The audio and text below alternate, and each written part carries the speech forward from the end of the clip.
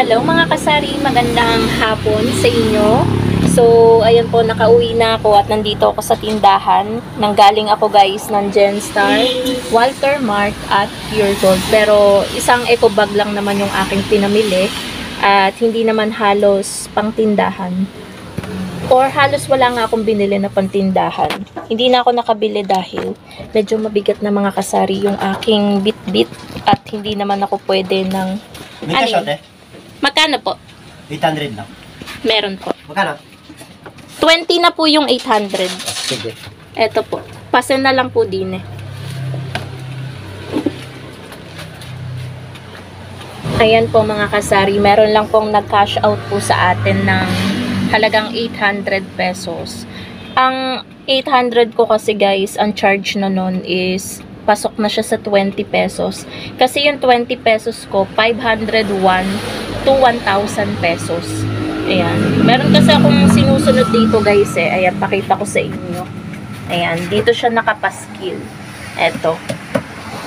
So, ngayon, ipapakita ko sa inyo guys yung share ko sa inyo yung mga naging fast moving items before dumating yung ating delivery from Pure Gold. Buti na lang guys, dumating ako dito ay hindi pa umuulan. Kasi ngayon guys ay umuulan.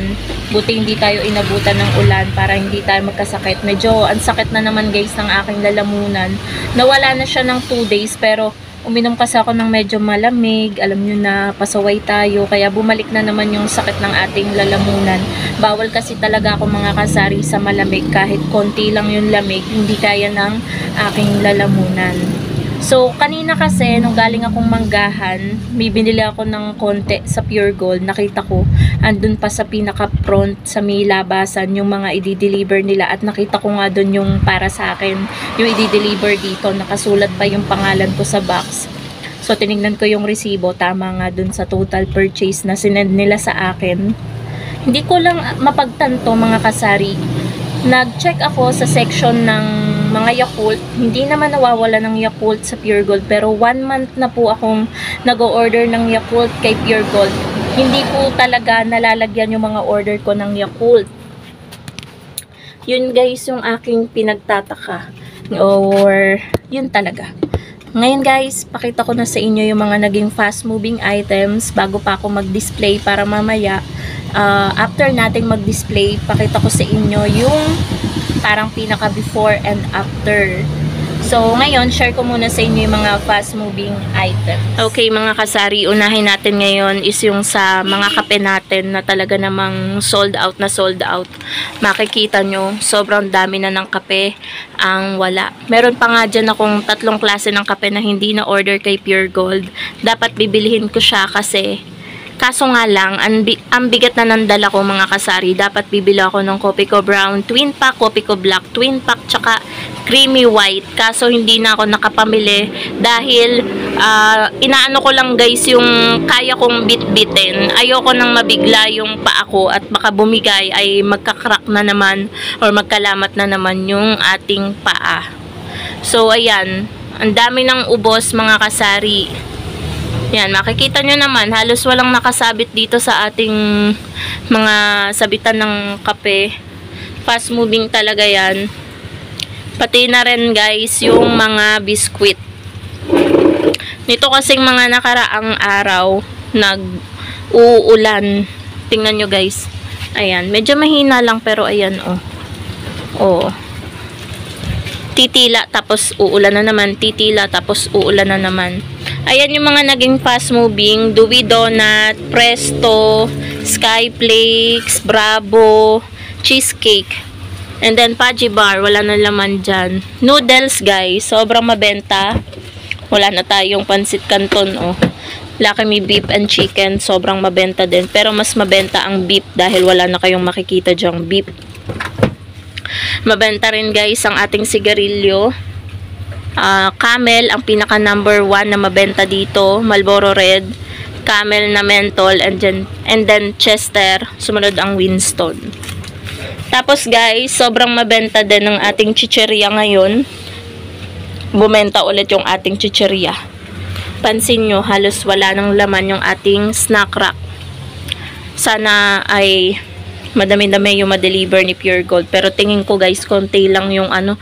Kasi isang box lang siya na malaki. Tingin ko may mga ano na naman dun. May mga walang hangin na naman na chichirya. Kasi pinagsama-sama na naman nila. Hindi nakalagay sa plastic. Alam niyo yun, dun sa malaking plastic, transparent na plastic, yung mga chichirya ko, isinama lang nila dun sa box na malaki and then box na maliit. Tapos may isang naka-paper bag yata yun. Yun lang ang nakita ko kanina sa Pure Gold. Fast moving yung mga chichirya, lalo na ang mga sardinas natin guys, and then cup noodles. Lalo guys sa sardinas, oh, mapapula at green. Yan na lang, oh, 4 na lang na natitira sa ating sardinas. Dito, yung flakes in oil ang mabenta. Wow, ulam, mabenta din ngayon guys. And then caldereta na 555 tuna. Tsaka yung 555 tuna hot and spicy and then flakes in oil. Mabenta din yan guys, bukod sa Century. Sa mga San Marino, mabenta din yan guys. Medyo nag-iiba guys yung boses ko dahil ang sama ng lalamunan ko. Yan talaga yung pinaka problema ko, bawal talaga akong uminom ng malamig. And then dito, fast moving natin is yung Tide and Ariel powder. Paubos na ako, ang dami niya nung isang araw. Dito naman yung mga bar na sabon, medyo mabenta din guys.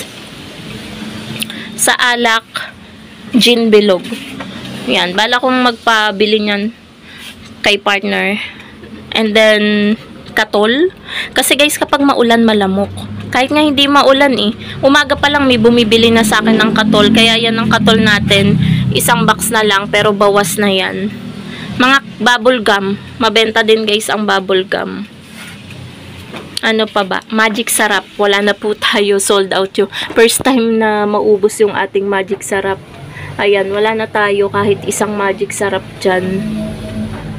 Sobrang mabenta. And then yung ating Downy Tripid Pack, yung Sunrise Fresh, and then yung Garden Bloom, bumebenta din po siya mga kasari. Ayun yung section nila dyan nakasabit, pero wala na ni isa. Ang pangit tingnan guys ng tindahan. Ayan, lalo na itong pinakaharapan kasi hindi kompleto yung mga kape natin. And hindi yan makukumpleto kahit pa man dumating si Pure Gold dahil nga yung 3 klase ng kape ay hindi natin na-order. Ano pa ba ang fast moving? Asukal, fast moving. Dishwashing liquid natin na Max Glow, fast moving din siya. And then Sunrox, fast moving din yung ating Sunrox. And then yung ating mantika na tingi. Ito guys, kanina ko lang umaga to, isang bote to. Ayan, kasi walang available nung Tuesday na naka 1.5 na mantika. Yun kasi yung ginagamit ko sa pagre-repack. In case na may bumili ng tagta 10 yung pinakita ko sa inyo. And then yung tagpa 5 ito. Ayan yung tagpa 5. Ayun na lang ang ginamit ko guys, yung bote natin ng gin na alaman na yung mantika. Mabenta din guys ang ating egg. Ayan, meron pa tayong halos 2 tray ng egg. And then yung gummy bear natin. Gummy bear. Ayan, lahat ng gummies, basta makulay at iba't ibang klase, mabenta yan. Syempre guys, yung siomai siopaw natin. Wala tayo ngayong tinda, ngayong Sunday, kasi napagtanto namin ni partner kapag Sunday, hindi masyadong mabenta ang siomai at siopaw. Kaya nagpahinga muna kami, pasasabikin muna namin yung mga maghahanap ngayon. Wala pa naman naghahanap guys.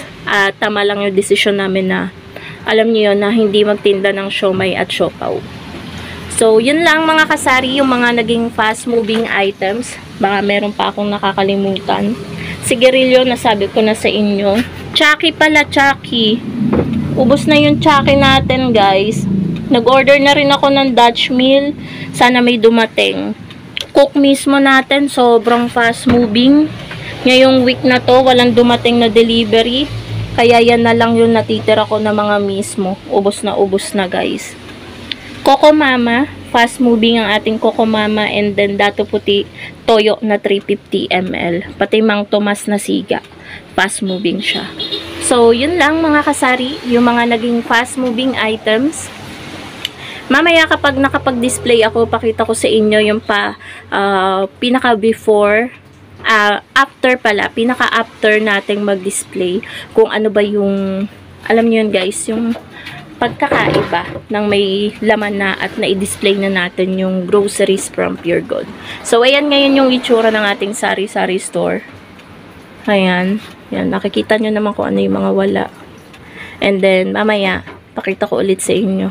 A few moments later. So, ayan po mga kasari, kakatapos ko lang pong mag-arrange at mag-display ng mga groceries na dineliver ni Pure Gold kanina lang.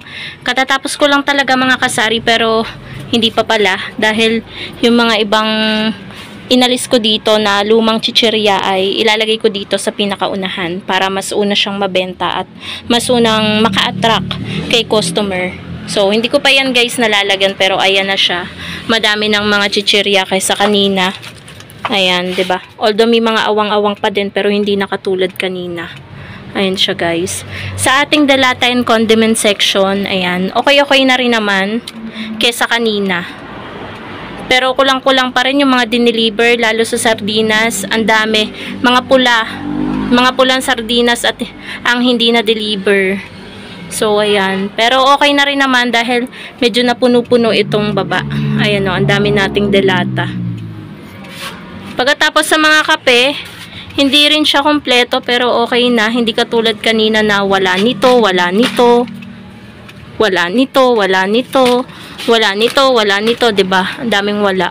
Pero mamaya, pag-uwi ni partner, kumpleto na 'yang ating mga kape dahil nagpabili ako doon sa Langkaan pa sa Dasma. Kasi nga 'di ba pumunta siya doon sa birthday ng kanyang pinsan. So sabi ko, daan ka na rin doon sa wholesaler doon. GE yung pangalan ng pamilihan doon sa may Langkaan. So ayan, kopi ko brown, black, and creamy white yung pinabili ko sa kanya. Kaya yan, yung mga bakanting yan. Mas bakante yan guys kanina. And then ito, nagkaroon din tayo ng Prutos, Snow Bear. Ay, super lamig pala to. Max White, meron na din tayo. And then Max Orange. Tapos sa mga ano, ayan, nagkalaman din ng kahit konti yung ating mga biskuit. Pero hindi pa rin kompleto. Walang Oreo, walang Dewy Donut. Ayan, ito lang yung na-deliver guys. Sky Flakes, cheesecake. Yan lang. Yan lang, tsaka Bravo. Yan lang yung na-display ko dito. Tapos may Pudgy Bar pa tayo dito. And then, kanina, 'di ba walang mga pansit canton. Ngayon, puno na yung ating pansit canton. And then, sa noodles, ayan. Yung sa Lucky Me Beef, hindi ko pa, guys, inilalagay. Ayun pa yung 4. Ito kasi yung isa. Hindi ko alam kung isasama din ba yung 4 na yun kapag sinauli ito. Kaya, hindi ko pa siya nilalagay doon. Kasi baka need na isauli din yung 4 kasi nandun sa resibo is 5. Baka isasauli din yung 4. So ayan po mga kasari, ayan yung before and after. May pagkakaiba naman 'di ba? Kanina 'di ba walang magic sarap. Ngayon ayan may magic sarap na tayo. Ayan yung look ngayon ng sari-sari store. 'Di ba? Ito pa. So, dito ko na rin tatapusin mga kasari itong aking vlog. Thank you so much for watching. Sana nag-enjoy kayo sa pag-share ko ng mga fast-moving items and then yung before and after ng look ng aking sari-sari store. Thank you so much for watching mga kasari. Happy selling po sa inyong lahat.